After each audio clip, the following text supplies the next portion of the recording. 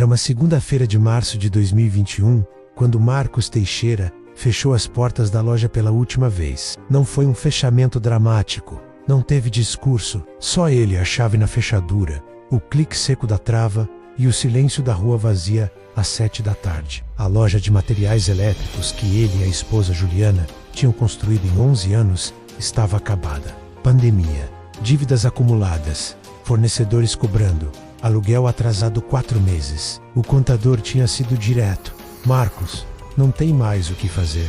11 anos. Eles tinham aberto com R$18 mil emprestados, do pai de Juliana. Tinham dormido no estoque nos primeiros meses para economizar aluguel de apartamento. Tinham construído uma carteira de clientes fiel, um nome no bairro, uma rotina que era também uma identidade. Tudo isso fechou com um clique de chave. Marcos chegou em casa naquela noite. Juliana estava na cozinha. Os dois filhos, Mateus e Clara, já dormiam.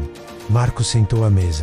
Juliana colocou café. Ficaram em silêncio por um longo tempo. E agora? Ela perguntou baixinho. Marcos olhou para o café. Não sei. Era a primeira vez em 11 anos de casamento que ele não tinha resposta.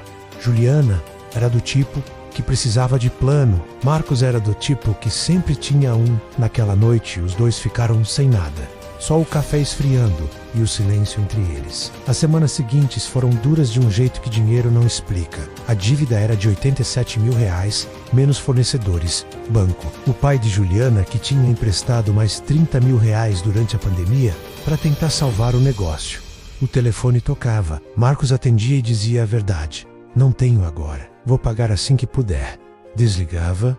Tocava de novo. Juliana trabalhava meio período como auxiliar administrativa. O salário de R$1.800 pagava o aluguel do apartamento e a comida. Sobrava pouco. Mateus pediu para fazer um curso de informática. Marcos disse que no momento não dava. Mateus não perguntou de novo. Isso doeu mais do que qualquer cobrança de fornecedor. Em abril, o pai de Juliana, seu Antônio, foi jantar na casa deles. Ninguém falou da dívida durante o jantar. Na hora de ir embora, seu Antônio parou na porta e disse: Marcos, você não precisa me pagar agora, mas precisa levantar.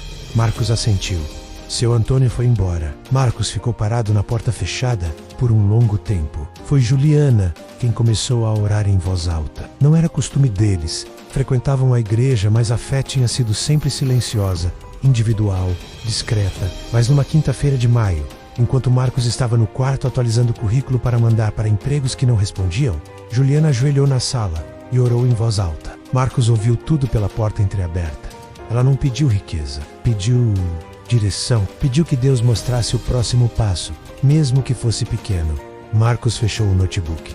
Foi para a sala, sentou no chão do lado de Juliana e pela primeira vez em meses, os dois oraram juntos. Em junho, uma ex-cliente da loja ligou para Marcos. Ela administrava um condomínio comercial e precisava de alguém de confiança para coordenar a manutenção elétrica do prédio. Não como empresa, só como prestador autônomo, recebendo por chamado. Marcos não tinha CNPJ mais. Tinha ESMOS, o conhecimento e 11 anos de experiência.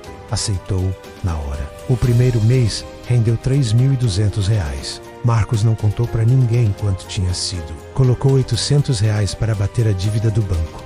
Pagou um mês do apartamento com folga e guardou o resto. No mês seguinte, a mesma cliente indicou Marcos para outro condomínio.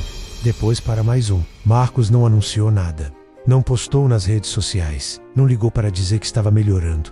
Só trabalhou em silêncio. Um chamado de cada vez. Em setembro, 6 meses depois de fechar a loja, Marcos abriu um MEI. Não era a loja de volta. Era algo diferente. Menor, mais leve, sem estoque, sem funcionários, sem aluguel de ponto comercial. Só ele. Uma van usada comprada com o que tinha economizado. E uma carteira que crescia por indicação. Juliana continuou no emprego. Os dois tinham aprendido a não gastar o que não tinham. Mateus fez o curso de informática, menos Marcos pagou em dezembro. Em dinheiro, sem parcelamento. Foi a primeira compra sem aperto em 2 anos. Marcos não disse nada quando entregou o recibo para o filho. Mateus olhou para o pai e disse: Obrigado, pai. Marcos foi pro banheiro para ninguém ver ele chorando. Em março, um ano exato depois de fechar a loja, Marcos sentou com Juliana à mesma mesa da cozinha, onde tinham ficado em silêncio naquela noite. Colocou uma planilha na mesa. A dívida com fornecedores estava zerada. A dívida com o banco estava em 60% menos, ainda tinha caminho. A dívida com seu Antônio estava intacta, mas seu Antônio tinha dito que não aceitaria pagamento enquanto Marcos não estivesse de pé de verdade. Acho que estou de pé de verdade agora, Marcos disse. Juliana olhou para a planilha. Olhou para o marido. Você foi diferente esse ano, ela disse. Diferente como? Ele perguntou. Você parou de gritar, mesmo por dentro. Marcos ficou quieto. Ela tinha razão. Algo tinha mudado no silêncio. Não foi o silêncio do desânimo. Foi o silêncio de quem aprendeu a confiar num ritmo que não controla. A oração não tinha trazido dinheiro do céu. Tinha trazido clareza. E com clareza, um passo de cada vez. Em junho, Marcos pagou seu Antônio integralmente, R$30 mil em transferência numa manhã de sábado. Seu Antônio ligou em seguida. Marcos, não precisava. Precisava, seu Antônio. Silêncio na linha. Deus foi bom com vocês. Foi, Marcos disse. Muito. Hoje a van tem uma logo. A carteira tem 42 clientes fixos. Mateus está no primeiro ano de faculdade de TI. Bolsa parcial, Marcos paga o restante sem atraso. Clara quer ser médica.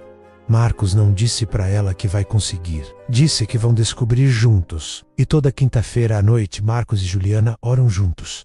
Não porque as contas estejam em dia, mas porque aprenderam que o silêncio onde Deus age não é ausência de resposta menos, é o espaço onde a resposta está sendo preparada. Se essa história de fé e virada financeira tocou seu coração, deixa seu like para que mais famílias saibam que não estão sozinhas na dificuldade. Inscreva-se e ative o sininho para mais histórias reais de fé, superação e recomeço. Conta nos comentários. Você já passou por um momento em que só te restava o silêncio e a fé? O que aconteceu depois? Compartilhe com alguém que está no meio de uma tempestade financeira e precisa ouvir que Deus ainda está agindo. Às vezes essa mensagem chega na hora certa.